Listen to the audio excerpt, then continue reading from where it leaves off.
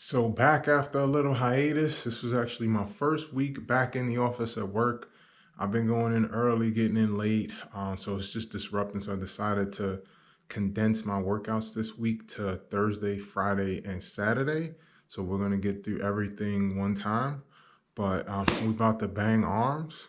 So let's get into Armageddon. But Fareed Fitness is back for the 99 and 2G. He's good with the commercial. I don't have any problem with how he pulls off the commercial. He's very natural. He's better at commercial than football. Okay, well you can argue that, but I'll give you that. Even the Heisman House, he's in his rooming with Kyler and he's singing Boomer Sooner in his sleep. Like it's just relentless because he's in every one of them. And after a while, subliminally, you despise it because you're just sick and tired of Baker Mayfield. And the only way he can stop the hate is to play. So he goes to Cincinnati without Odell, and they win 41-16. He was really good, and he did have Nick Chubb before COVID hit Nick Chubb. And Nick was on a 70-yard run, and the defense played at a high level and took the ball away. Pick six to turn the game. I give you all the love.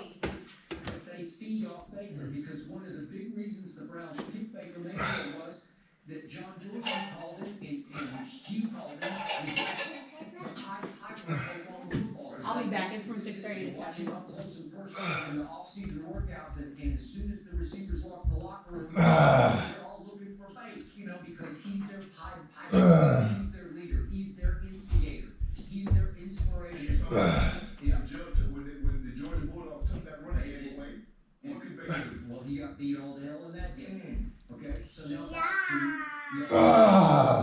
he's damned if he does or doesn't. So how's he supposed to answer these questions? Because they're asking him. No slime, yeah. They want to know, are you going to play on Sunday? I'm going to play on Sunday. Okay, so he tried that at first because his first answer was the visit answer. Because they don't.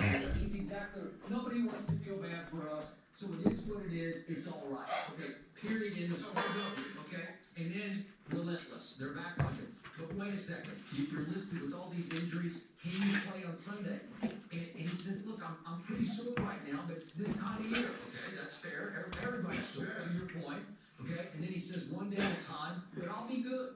Probably the most beat up. I probably should have stopped right there. He's just trying to be honest. Probably the most beat up I've been. Multiple things, not just one. Well, you got beat up. You beat up at Cincinnati. Okay, so he stopped it up against Cincinnati, but you gave him no credit. Wow. Why were you sucking up when you win 41-16, but now you want to crap? Okay, I don't know this. I'm going to educated guess that he's the most beat up right now of any quarterback who's actually still standing and starting games. He's got a fractured left shoulder on top of a torn labrum in the left shoulder. You want to buy a home that's move-in ready, right? And so you go and you'll see one house, and maybe it's a spec home, and this builder poured his heart and soul into it, maybe overbuilt it a little bit, but man, I tell you what, the quality is really good. And there's that home, and then there's this other home that you're trying to build or trying to buy, and that one's more of a flip. It wasn't a tear down, it wasn't a spec home, it was a flip.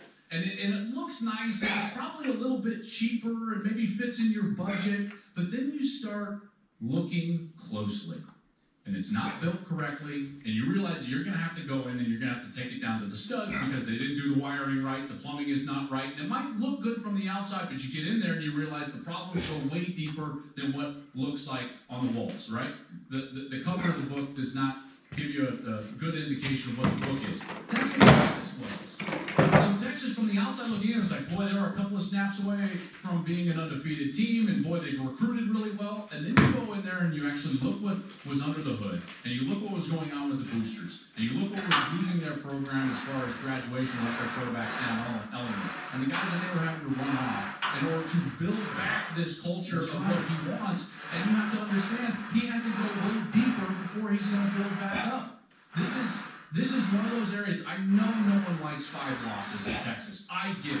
And this is a program that should be great and will be great. But there's an element here of that you got to tear it way back down to the studs in order to build something back up that has. You can do that at LSU. No, I think LSU is a pressure cooker. Also, you know how the Pittsburgh Steelers have a reputation as they've only had like 3 coaches or something, And Chuck Noll, Bill Cowher, and Tomlin. Oklahoma's a little bit like that. A bit. Bud Wilkerson, Barry Switzer, Stoops, Lincoln Riley. Now they had John Blake for about an hour. That's right. Very quick. He was a great recruiter. I think Fairbanks for about 30 minutes as well, if I'm not But mistaken. by and large, Oklahoma is loyal to their coaches.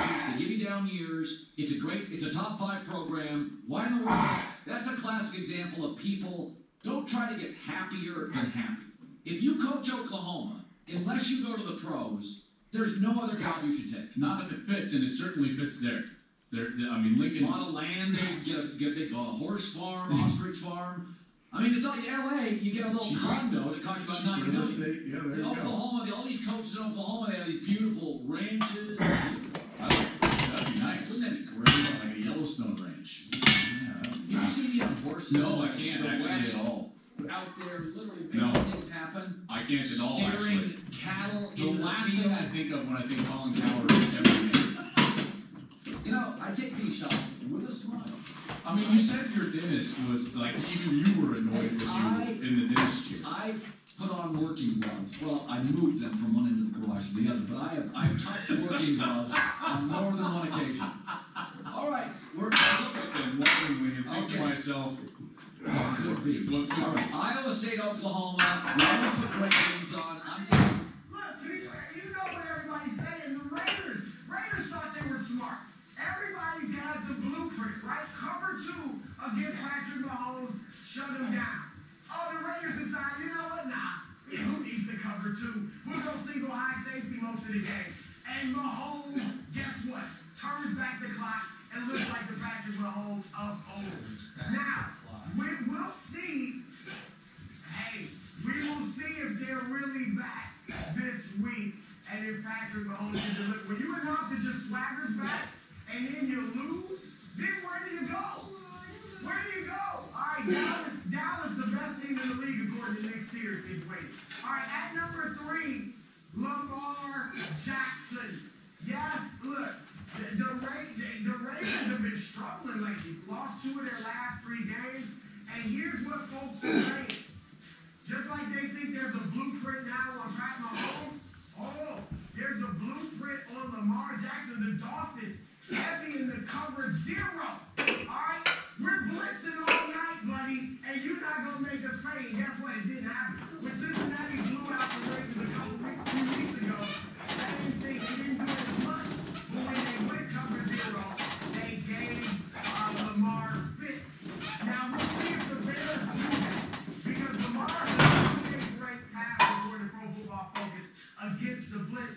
And the Bears, So workout complete, good arm pump, pushed the weight just a little bit on a couple exercises. On the single arm, preacher curls hit the 50s, hit 85 on the double arm preacher curl. So, you know, pushing the weight a little bit, but still trying to keep the rep range at about 10. So, you know, great workout. I'm going to call it a night. I'm going to run a 10K in the morning, or I'm going to get up at 5:30. Run a 10K, and then tomorrow we're going to do legs and shoulders. So back on track for now. Fareed Fitness signing off.